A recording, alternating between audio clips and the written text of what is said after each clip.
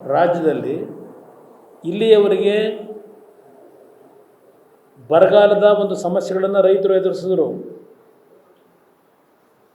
ಕಳೆದ 4-5 ದಿನಗಳಿಂದ ರಾಜ್ಯದ ಹಲವಾರು ಜಿಲ್ಲೆಗಳಲ್ಲಿ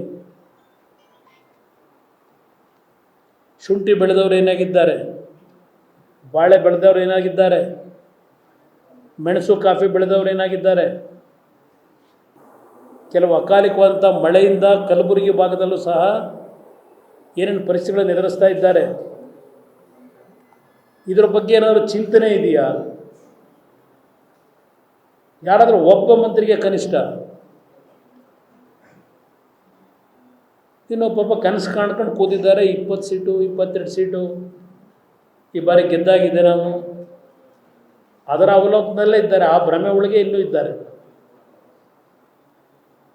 ಒಬ್ಬ ಮಂತ್ರಿ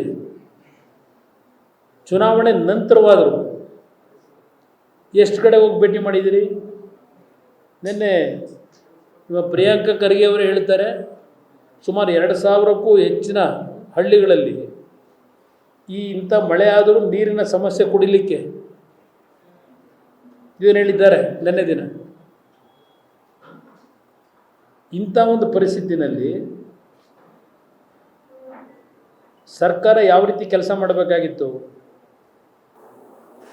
ಯಾವುದಾದ್ರೂ ಜಿಲ್ಲೆಯಲ್ಲಿ ಮಂತ್ರಿಗಳು ಉಳ್ಕೊಂಡು ಅಧಿಕಾರಿಗಳಿಗೆ ಎಚ್ಚರಿಕೆ ಕೊಟ್ಟು ಕೆಲಸ ಮಾಡ್ತಕ್ಕಂಥ ಕೆಲಸ ಮಾಡಿದ್ದಾರೆ?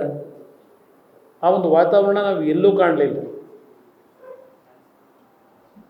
ಇದು ಈ ಸರ್ಕಾರದ 1 ವರ್ಷದ ಸಂಪೂರ್ಣವಾಗಿ ರಾಜ್ಯದ ಅಭಿವೃದ್ಧಿ ಸ್ಥಗಿತ ಆಗಿರ್ತಕ್ಕಂಥದ್ದೇನಿದೆ,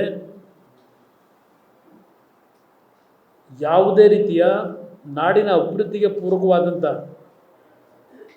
ಒಂದೇ ಒಂದು ಯೋಜನೆಗಳು ಇವರು ಮಾಡಿದ್ದೇವೆ ಅಂತಕ್ಕಂಥದ್ದಿಲ್ಲ. ಇಲ್ಲಿ ಕಳೆದ 1 ವರ್ಷದಲ್ಲಿ ಆಗಿರತಕ್ಕಂಥ ಕೆಲಸಗಳು ಹಿಂದೆ 5 ವರ್ಷದಲ್ಲಿ ಸರ್ಕಾರಗಳು ತೆಗೆದುಕೊಂಡಂಥ ಕೆಲವು ಆಡಳಿತಾತ್ಮಕವಂಥ ಮಂಜೂರಾತಿಗಳೇನಿದೆ, ಆ 5 ವರ್ಷದಿಂದ ಇದ್ದಂಥ ಮಂಜೂರಾತಿಗಳಿಗೆ ಆ ಕೆಲಸವನ್ನು ಮುಂದುವರಿಸಿದ್ದು ಬಿಟ್ಟರೆ ಈ ಸರ್ಕಾರದಿಂದ ಹೊಸದಾಗಿ ಯಾವುದೇ ಕಾರ್ಯಕ್ರಮಗಳಿಲ್ಲ.